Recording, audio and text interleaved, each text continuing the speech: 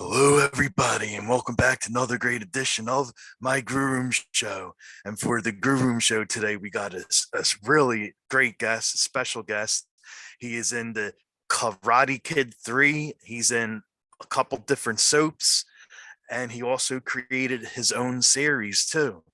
And now, for this season of season 5 of the hit show Cobra Kai, he's going to be bringing back his old character from Karate Kid 3. So me and my co-hosts are looking forward to talking to him about the Karate Kid 3 and Cobra Kai and the soap operas and everything else that he's been doing. He also has a book out that you can see over here, Way of the Cobra. So I'm talking about Sean Kanan, and we're really looking forward to talking to him. I am Rocco Cross. I am the host at Stutters. I am the host of the Grue Room, and my co-host today is Billy Rock. So say hi. What's going on, people? And I'm ready for this interview, and I hope all of you are ready as well. Strike first, strike hard, show no mercy. I love it, Bill. That's awesome. That's awesome. Thank you. Yep. Go get his book. It is available everywhere. Way of the Cobra, and it has some very interesting stuff in here. It's a self motivation book. So if anyone is going through something, this is a very good read to get. And like I said, he will be coming into season 5 of Cobra Kai. We won't really be able to talk much about the new season because it's not out yet, but we could ask him a couple questions. So I hope that is good enough for everyone, but we will be talking a lot about him in Karate Kid 3 and what led to him coming into the new season of Cobra Kai. So let's get ready to rumble. This is my Grue Room, and welcome to my nightmare. Okay, welcome to Grue, and thanks so much for taking time out coming on the show. Hey man, thank you for having me. I appreciate it. Definitely, buddy, definitely. So the first thing I wanted to start out asking you is, I'm a big horror fan, and I saw like when you first start acting, like I know where this is going. Oh no. Go on, come on, give me it. Let me hear it. Well, it looks like one of your first roles was in a horror series. Oh, not a series. Okay. No. Werewolf's okay. I thought you were going to reference this piece of shit horror film I did. It was the first thing I ever did. My then manager, begged me not to do it, but I was so eager to, get my feet wet and get an actual professional job. And it was like, this thing stunk on ice, right? Just to let you know, let me just before we get into Werewolf. So in the original script of this film called Hide and Go Shriek, it's about my dad owns a multi-level furniture store, and we all go there to party and play hide and go seek, and there's a killer. Real original and innovative, right? So the killer is like a transvestite, okay? Don't ask me. Whatever. And so he's running around killing people, but in the original script, it says that my character, and there's these creepy mannequins everywhere, okay? That's important. Okay. Critical plot point. And so my character is supposed to get bent over a chair, and things were done with a mannequin's arm that shouldn't be done. I'll leave it at that. And I was there's no effing way that that's happening to me. So they changed it that he just kills me. But that's, I should have known from right there that I should have run for the hills.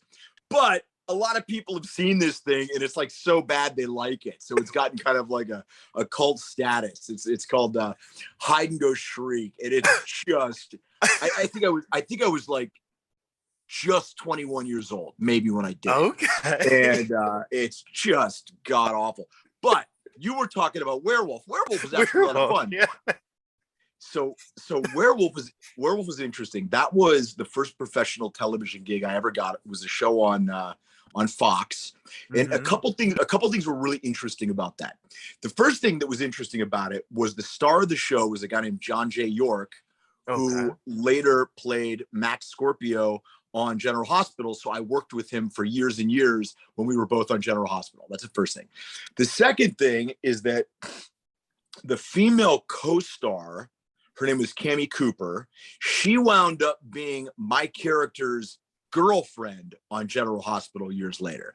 The third thing is the other guy that was the guest star besides me was Billy Zabka's best friend. So Billy came to the set to meet him. So I actually got to meet Billy in like 1988 when I did this show, way before I had any inkling about anything for Karate Kid 3. And I was just so stoked to meet Billy because I'd seen the first film and I was like, oh, it's Billy Zabka. And so that was really cool. So for that reason, that show Werewolf has all these weird kind of intersectionalities to later parts of my career. Wow, that is really nuts. Oh, wow. Wow. Okay. Nice. And like, speaking of like soaps, like you were on 2 very big soaps, right? Four, four was it? I've done 4. Yeah. And I'm still on The Bold and the Beautiful. Yeah. And you were on General Hospital too, right? Yeah. And The Young and the Restless. And I was on one called Sunset Beach, which is no longer. Oh, okay. Oh, probably my fault. Probably my fault. but what I wanted to ask you about the soaps is that, like, I actually interviewed someone that was on a soap, and soap work is very hard work because you shoot it basically like 5 days a week, and you get like a ton of lines too. Well, yes and no. Okay, so yes and no. So on Bold and the Beautiful, it's a half-an-hour show. So we almost never shoot on Monday. We almost always have Monday off, so we get a long weekend, which is really nice. Oh, nice. We film for 2. We film for 2 weeks and then have a week off. And then we have a month off in the summer and a month off around Christmas. So we actually get a lot of time off. Oh, wow. But here's the thing. So if you're in a storyline that's a super busy storyline, you'll work 3 or 4 days a week. But during those days, you're doing more than one show. So yeah, I got COVID and was sick I was like just out for like about a week. And so I missed a couple days. So I had to go back to work, and I had 11 shows that week. So I probably had 100 pages of dialogue over 11 shows to learn for that 1 week. So the point I'm trying to make is when you work, it's really intense, and it's a lot of work, but we do also have a lot of time off. So I think it's a great job. I can walk to the studio from my place in Los Angeles, which I love, get my cardio in. Love the people I work with. It's a really fun job. And, I'm really blessed. I've got 2 groups of amazing kind of fandoms. There's the Karate Kid, soon to be Cobra Kai fans. And I got the soap opera fans. And man, I mean, they're both amazing fans. Now what I'm trying to do is get them to cross over, Do you go? That works. And is it true, like by playing Deacon on the Bold and Beautiful, is that how you wound up getting? Is that how you got to be part of the Dancing with the Stars in Italy? Yeah, it is. So Bold and the Beautiful. At one time, I don't know if it still is, but it was the most syndicated show in the world. Really? It was like Baywatch. It was like everywhere. Okay, so we're still in 40 countries, I think. Wow. And one of the countries where it's the biggest is Italy. And so I got to give myself credit on this one. One of the smartest things I ever did in my life, besides marry my wife, or actually get her to marry me, was when I started Bold and the Beautiful in 2001, and I realized how big the show was in Italy. I said to myself, if I can learn to speak Italian, I might be able to like have this whole other career, this whole other place to work. And so I still study it. I mean, I was like relentless, private lessons, group lessons, class lessons on my own. And so long story short, I've studied Italian, off and on for like 15 years. So it's a second language. Yeah. And so, it opened up a lot of opportunities for me. I went over and I did a film over there, which ironically I played in Italian, but we spoke English. Okay. And then I was asked if I wanted to do Ballando con le Stelle, which is Dancing with the Stars. And, it was an amazing experience. I was 40 some years old, did not know how to dance. And I was just figured, dancing was something that, that ship had sailed. And I'd never lived in a foreign country. And it was this unbelievable adventure. I mean, I was single, you're over there, you're making money. I mean, it's you're living in Rome. I mean, it was amazing. Right. And, it was one of the hardest things I ever did because, competitive ballroom dancing is 1000% a sport. I mean, it is every bit of sport as a lot of other things. And truth be told, I got more injured doing that than I ever did in martial arts. Really? Yeah, it was like 4 or 5 hours a day of dancing. And when you're the guy, you have to lead. So I'm not only doing it in Italian, I'm learning how to do the dance. Meaning, for every dance, there's a basic way to do that dance. Then you have to learn the choreography for your particular dance and memorize it. And you've got like a week to do it. It was very, very intense. Not to mention I was drinking then too. So, I was out partying till 6 a.m. and then rolling into rehearsal at 3. So that probably made it a little more difficult, but I had a hell of a lot of fun. Okay. Oh, wow. Hey, that's the way. Beast, that's the way you have to do it. I'm glad I got it out of my system. Yeah, party Cobra Kai style. Yeah, oh my God, and then some, man. And then some. and like another show, like it could be seen on Prime. Like I wanted to ask, like, what inspired you to create the show Studio? Yeah, so you're talking about Studio City, which is a show that I created. It's on Amazon Prime. I honestly think that if I'm being really honest, which I generally try to be, I got tired of waiting for people to hire me. When you're, unless you're Tom Cruise, or you're I don't know, one of maybe 10 other actors, you're really a guy just trying to get hired for a job. Now I'm fortunate that I get hired a lot, but I've had a lot of time when I've been looking for work. You're unemployed, it's difficult, and I was like, I'm gonna come up with my own concept here.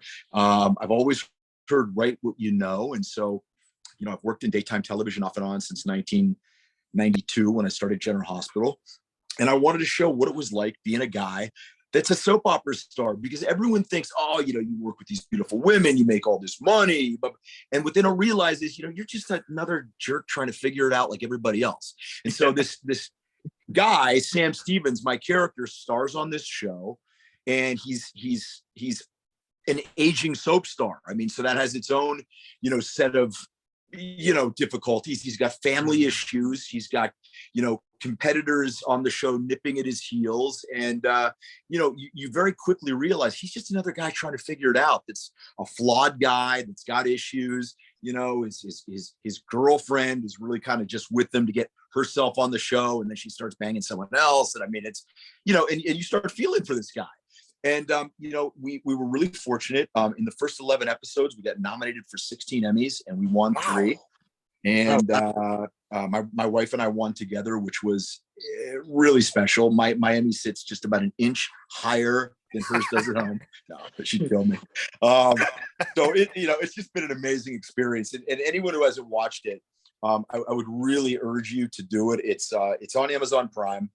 I will give you the caveat that it costs 99 cents an episode. And the reason I tell you that is that it used to be free, and Amazon decided they were going to get rid of it's a short form show, which means the episodes are like 13 to 17 minutes. Okay. And so Amazon was going to get rid of all their short form content, but instead, without telling us or anyone else, they just slapped a 99-cent fee on every episode. So if it was up to me, I would give it away for free. I promise people I'm not building my mansion on the beach in Malibu from your 99 cents. You know, be a big spender, spend $20. You'd spend that going to the movies, watch my show. There's 17 episodes. You'll really like it. Sweet. Okay. And Billy? Yeah. So, did you know martial arts before getting into the Karate Kid 3? I studied martial arts probably for about 3, 4, 5 years before, 4.5, 5 years before I got the role. Then, of course, you know, training for the role, very intense martial arts training for that. And then, you know, I've had different periods in my life where I have trained and not trained, and I'm kind of back in a period now where I am training. Yeah, I had a sort of a very strong basic background in Japanese karate and Shotokan, and I'd studied a little bit of BJJ. I studied some Filipino stick and knife fighting. So I have a little background in a lot of different things. Ah, that's awesome. So I read you got chosen from an open call to play Mike in Karate Kid 3. What do you think made you stand out to John to get the role of Mike? So, yeah, you know, there was an open call. There were about 1,500, maybe 2,000 people that were all lined up outside the studio. And, you know, John Avildsen, who directed the first 2 Karate Kid films, who won the Oscar for Rocky, was walking up this line of hopefuls. And I knew I had like literally 2 or 3 seconds to try and make eye contact with this guy and get him to stop. And I did. And he had me do a quick improv with him. He said, okay, I want you to intimidate me. And I did. And then he told me to, you know, go on. They sent me inside the sound stage, and I screen tested with Ralph Macchio, and, you know, I eventually got the role. Sweet. Oh, that's awesome. So what was your favorite scene to shoot from the movie, sorry. I would have to say probably the All Valley tournament. You know, I mean, it was, you know, having seen it in the first film, and, you know, that big board, you know, what do you call it, the draw or whatever it's called.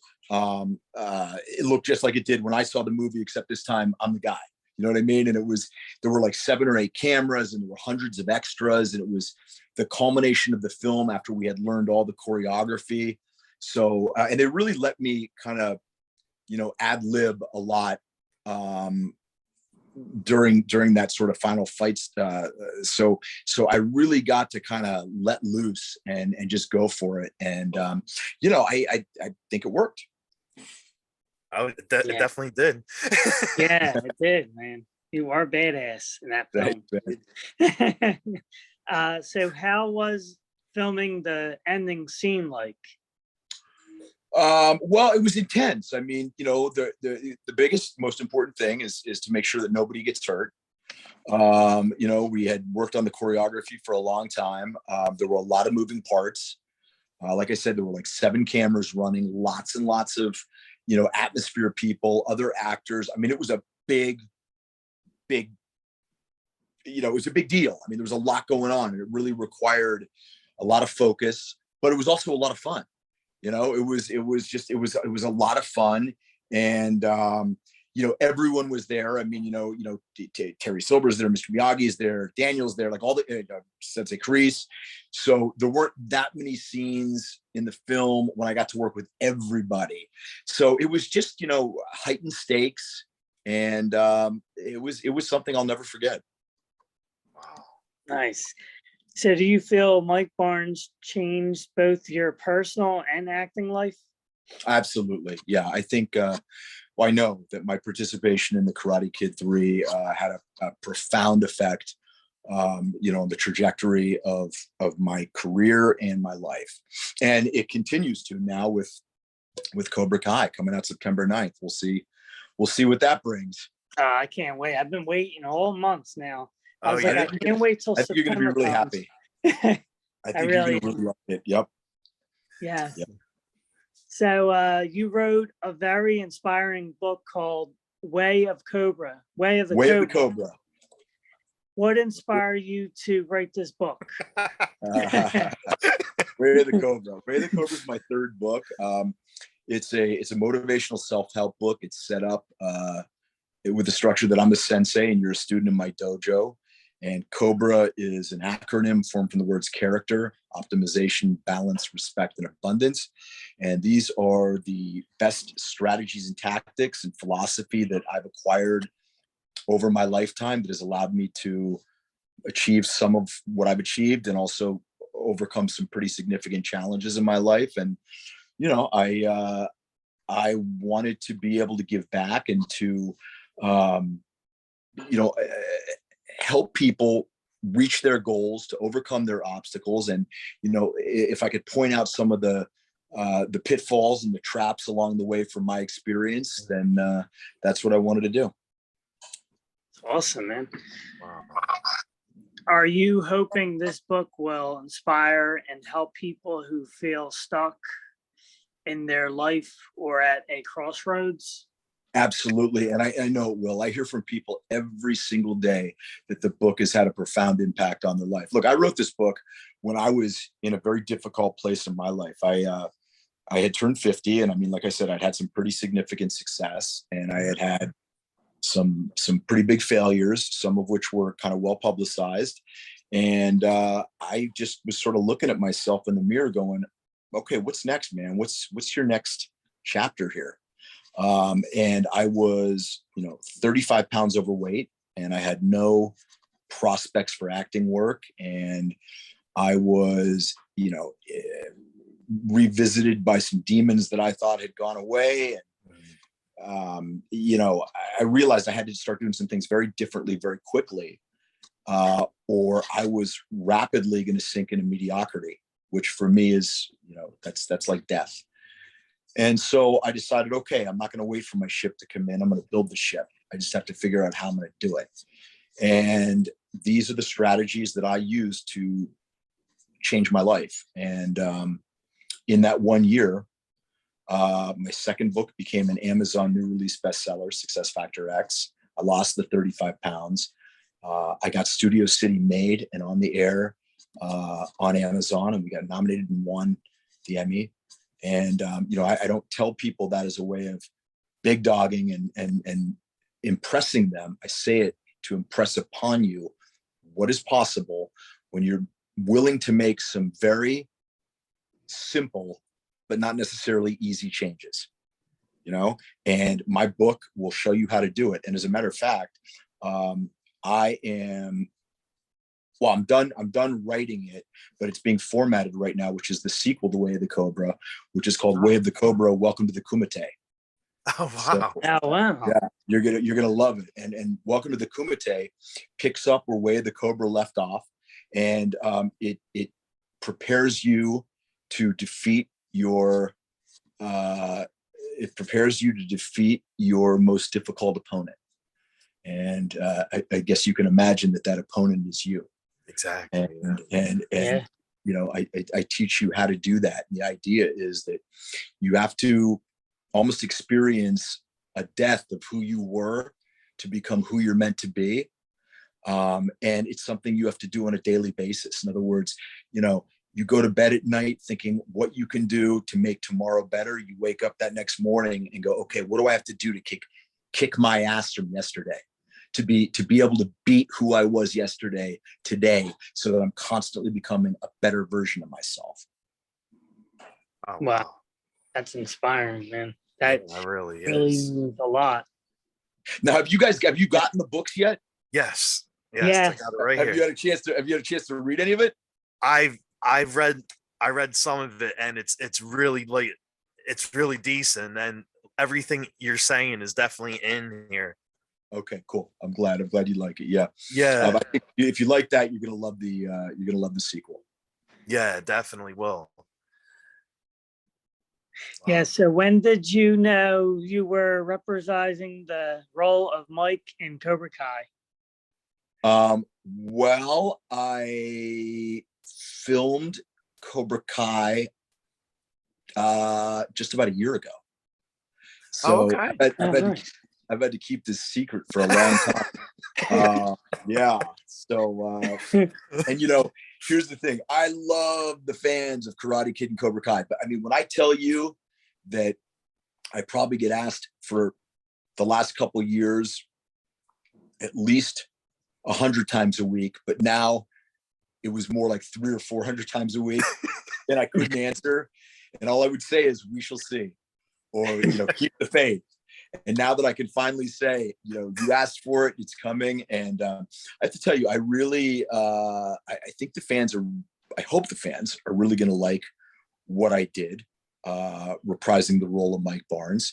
I'm going to have to wait and see what people think, but I'm pretty happy with how it came out. And I'm really eager to see, what everyone else thinks, but it was an amazing experience. Oh, wow. Nice. Oh, wow. So I know you can't say much, but what are you most excited for fans to see in the new season of Cobra Kai? What am I obviously I'm most excited for them to see me. I mean, I'm not going to lie. But I have to tell you, I just, I think season 5 is really spectacular. It really is, man. I mean, it's dynamic. It's the relationships continue to deepen. You continue to learn more and more about all the main characters, and then there's me. So, you tell me what you think. Send me a message on September 10th. Oh, definitely will. Definitely. Are you guys gonna binge it? Oh yeah. Yeah. Nice. Definitely. I'm gonna watch Karate Kid 3 all over again. I love it. Yeah. The thing I like about it, like I said, I can't go into specifics, but this isn't talking out of school. The thing that's so great about this show is that a lot of the characters, specifically mine, was very one-dimensional, and they really wanted Mike Barnes just to be this one-dimensional, scary force that terrified Daniel. And we're now 35 years later, and I'm a very different person, and I'm a very different actor. And so all I can say is that the Mike Barnes that you're going to see is a much more evolved character than what you saw. He's got a lot more facets to him than just sort of being, we sort of saw a couple facets in the movie, but this is, and it's the same with Daniel's character and with Johnny's character. You remember in the movies, you thought Johnny Lawrence was like the spoiled country club rich guy. Exactly. And you realize that's not who this guy was at all. He had his stepfather that was a real SOB, and he had a tough go of it. And you thought when you saw the movies that it was just Daniel that had a tough go of it. Mm-hmm. And now you learn, Daniel now has, a lot of success and money, but it doesn't alleviate the fact that he still has flaws and challenges and raising his kids. So you start to see these characters as much more human. I think that's one of the brilliant things that the show does. I think the other thing that it does that's really brilliant and very difficult is it caters to two different age demographics. Exactly. You got the guys like our age. Well, I'm older than you guys, she's my age. And there's that whole anachronistic quality of Johnny where he's kind of stuck in the 80s in some respects. And I love that, right? Because I think the 80s were great. Oh my God, I love it. Right? 80s were awesome. Yes. So you got like certain jokes and references that are for that age group, but then you got stuff that's for the Miguel and that whole Hawk and all those guys, and Robbie and that they laugh at certain different things, and certain different things resonate with them.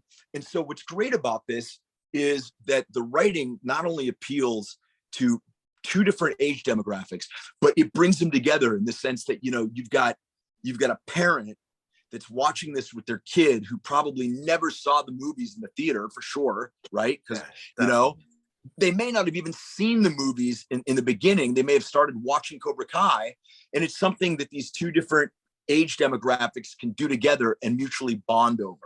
And so I think that's amazing. I mean, I don't want to get like, you know, too woo woo, but it's like Cobra Kai really does do something that is, it's a positive influence. You know, it's got something that, you know, brings people together. Yes. Yeah, it really does. You know, self-defense, protect Sure. yourself, protect your loved Yeah. ones around you. Yep. Cobra Kai is a way to do it. Well, I mean, I don't know if Cobra Kai is the way. Yeah, to do yeah. it. Cobra Kai. The show might not may be be the way to best. do it. Yeah. You know, Yeah. I mean, you know, even though Mike Barnes was, you know, Cobra Kai, I personally, you know, am a much bigger advocate of Miyagi Do, Yeah, because that's very exactly. similar to what I studied. But we should see. And I have to ask, like, when you first walked on set for this, Hold on a second. I got to tell Alexa, shut up. Kick your. Sorry. Like, you know, between it's the two other women in my life, Alexa and Siri, and like they just okay. Sometimes they get a little yappy. Yeah. So I have to, when you first walked on the set, like, how was it, like, seeing like Ralph and Thomas and Martin and Bill, like all the crew again? It was pretty incredible. You know, I think one of the most amazing things about this experience is having the opportunity to get to know Ralph again as an adult. Do you know what I mean? I mean, I was a very different guy. I was playing a role where, you know, we were not supposed to like each other. And I was a very sort of testosteroned out maniac. And, you know, now he's kind of getting to meet Sean as like, you know, this 55-year-old guy that's married, kids, whatever. And I just have really, really enjoyed forging a friendship with him after all these years. Billy, I just absolutely love Billy. I think he is, they're both incredibly talented. You know, and I've seen them over the years. It's not like I haven't seen them at all. Yeah.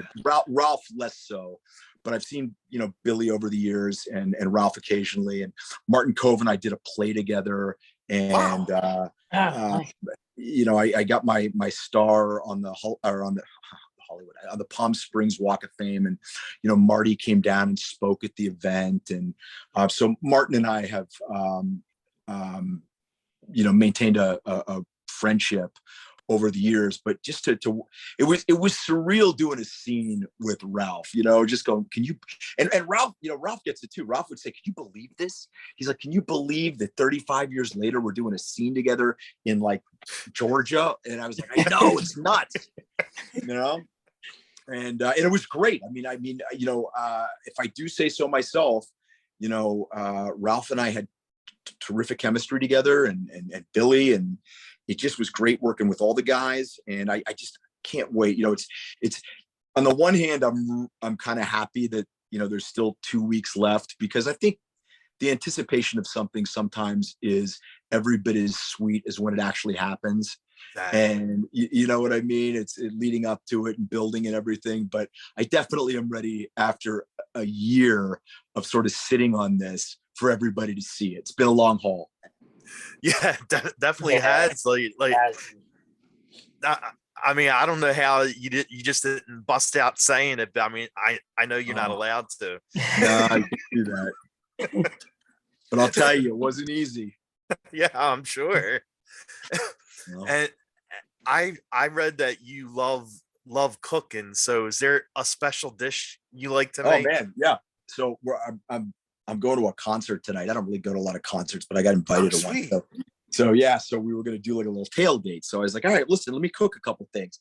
So this morning I woke up, went to the market, and I just made a really nice, I made a nice penne with shrimp and sun-dried tomatoes and pesto. So I made that.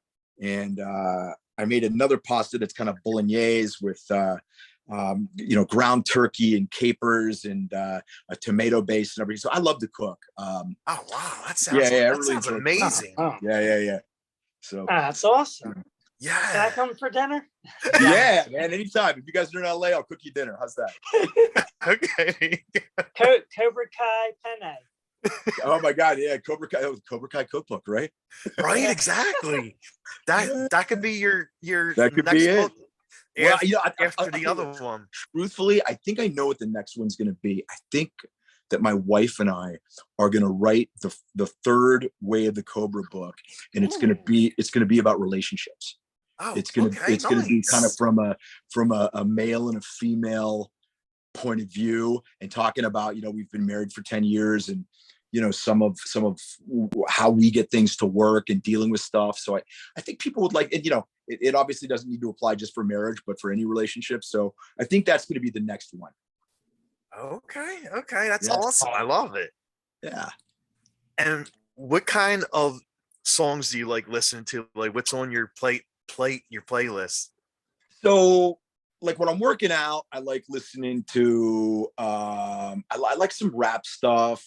I like a lot of stuff from the 80s, man. I mean, I love that. If you looked at my playlist, you'd be like, holy crap, man.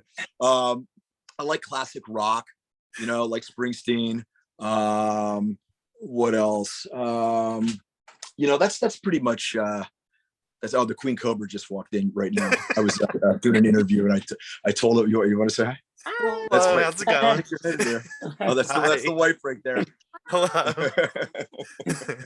I was telling them about the book we're going to do together, the third one. Oh yeah. Yeah.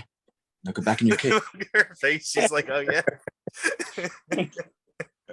Well, I mean, he says that because I'm still working on the second one. I'm like been night and day working on it, and oh, okay. She does all the editing and formatting, and she designed the cover, which is awesome. I love that cover. Yeah, that's an awesome cover. Yeah, she did a great job with that. So look, I see it in the background. Oh, see it right there. Yeah. So the new cover is pretty similar, but it's cool. Yeah. Oh, okay.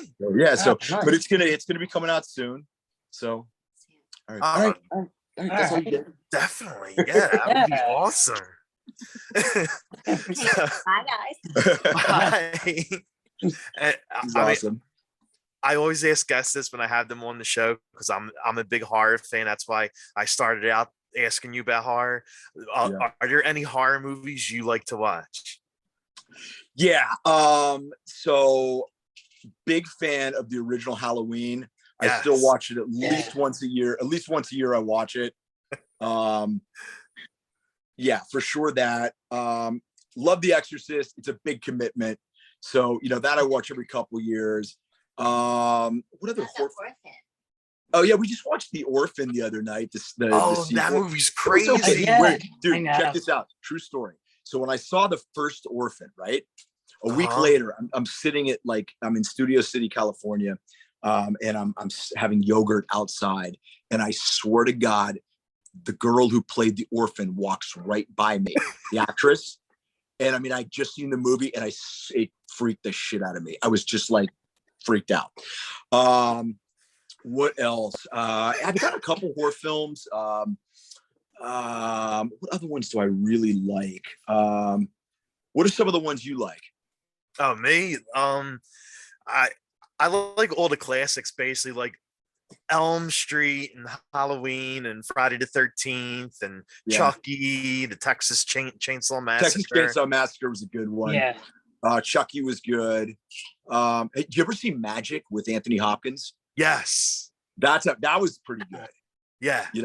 Just get. The Hills Have Eyes. The Hills Have Eyes is The Hills Have Eyes was crazy. Yeah. I mean, those are good. I mean, the thing I like is when you have really good acting in a horror film, like you had Donald Pleasance in Halloween. Mm-hmm. That made all the difference, having an actor of that category playing Dr. Loomis. You know what I mean? Yes. It took it from being a scary slasher movie to being really psychologically terrifying. I'm trying to think what other films like that. God, what are some other ones? I don't know. Pet Cemetery.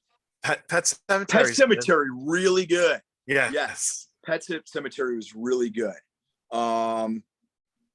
Yeah, and I kind of I watched a bunch of American Horror Stories, you know, the anthologies. Yeah. Like those a lot.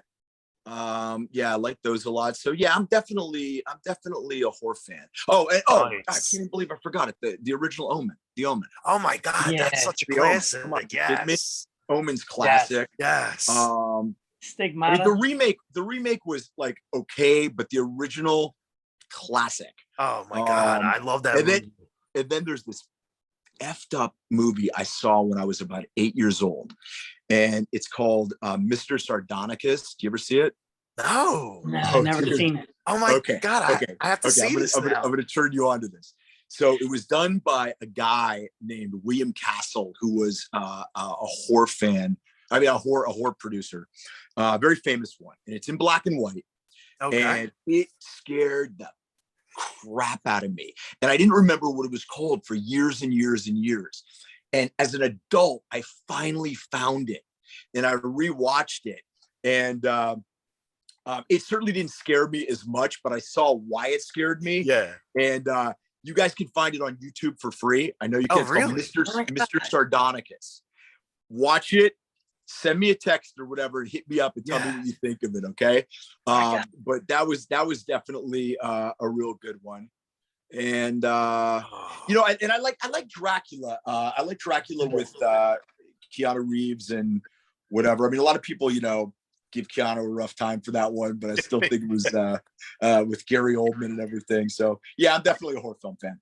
Yeah. Oh, And wow. the Amityville Horror. Oh no, Oh, the how did I Amityville. forget that? Yes. And I've seen every documentary about that one too. Exactly. Yeah, that was a pretty scary one too. And have you checked the children? That was a good one. I No. saw that. What Yes. was it called? It was called was the babysitter? No, what was it called? Have you checked the children? Where she's, why am I not remembering that? Oh, when a stranger calls. That's Oh what it my was. God, yeah. Yeah. That was a good one. Because they have, like, again, they have the old one and The old re- one and re- the new one and all remake. that. But Yeah. The older one was better. I mean, I think it was for better. sure. Yeah. And Yep. I mean, there's like a lot of black and white horror films that are good, like the Yeah. whatever happened to Baby Jane Jane. and Yeah. Bad Seed and Yeah.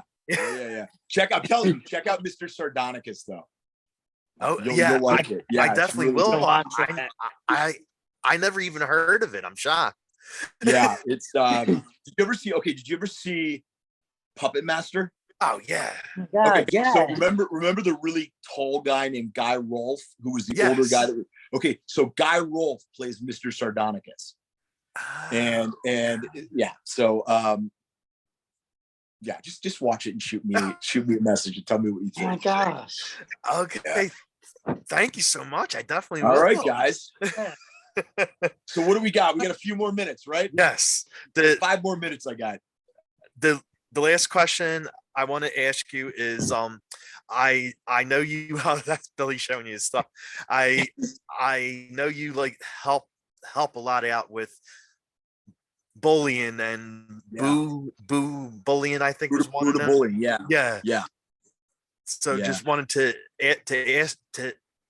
ask you how you got involved Sure. with Sure. that. Well, you know, I talk about it in Way of the Cobra. You know, when I was a very young kid, I was definitely the target of a lot of bullying, and it had a pretty significant effect on me for a long time. And you know, I never realized that one of the greatest byproducts of playing this iconic bully Mike Barnes was that it would facilitate my being able to have a dialogue with kids about bullies. You know, so whenever I go into schools and I talk to kids about bullying, I'll show the scene of Barnes terrorizing Daniel at the All Valley tournament. I say, would you believe that scary guy used to get bullied? And the kids are like, no way. And I'm like, yeah, I did. And it kind of opens up, you know, it gets them to sit up and listen for a second. And, you know, look, teen suicide is the 4th leading cause of death among adolescents and teens. Bullying is a significant contributing factor to that. And so, I just do whatever I can to raise awareness about it, to speak about it, to try and facilitate dialogues with kids in schools about it, and do everything I can to try and, to end it. So it's something that's very near and dear to my heart. Yeah, same. Like I always try to look at different places doing something for bullying, because I too was bullied a lot throughout school because of my speech and stuttering. And so yeah, like I've definitely had it done to me a lot. So it's people don't realize the scars that it leaves on somebody mentally and everything. And it's just like I think everybody needs to do to create an atmosphere where that kind of behavior is simply not tolerated. It's not okay. And I try and do my little part, and I think if everyone does their little part, hopefully this is something that is just going to become so socially unacceptable that maybe in a generation or two it'll be bred out of us as human beings. I doubt it, but at least maybe we can minimize it, right? Yeah, exactly. Yeah, exactly. And where could fans find you at, like with your socials and website and all that stuff? Okay, so you can find me on Instagram at sean.kanan. You can find me on Twitter at Sean Kanan. You can pick up a copy of Way of the Cobra at wayofthecobra.com, or you can, if you want to get it autographed and personalized, where you can go to Amazon and Kindle. What else am I forgetting? You can watch me on CBS Television's The Bold and Beautiful, Monday through Friday. And you can watch me on Cobra Kai September 9th. Yes, be there. I can't wait. Be there, or your karate's a joke. Definitely. Thank you so much for doing this. It was so much fun talking to you. Absolutely. I really hope we can do this again, brother. It was a pleasure talking to you too. And you guys keep in touch, man. You know how to get a hold of me. Keep in touch, all right? Definitely will. Thank you. Have a great weekend. All right, buddy. You too. Okay. Bye-bye. So everybody go and pick up the copy, The Way of the Cobra. Here's a close-up of it. The Way of the Cobra. His biography. And he actually autographed it for me. I don't know if you could see it, but it's right there. And yes, pick up the book. It's a very good read. I just got the book, so I just start reading it, and it is very inspirational. And Sean is too. Like, he's an amazing guy. Bill, isn't Sean amazing? He's the best. He really is. And don't forget to check out September 9th, Cobra Kai series live on Netflix. Exactly. So strike hard, show no mercy. Yes. Everyone, thanks for watching and have a good weekend.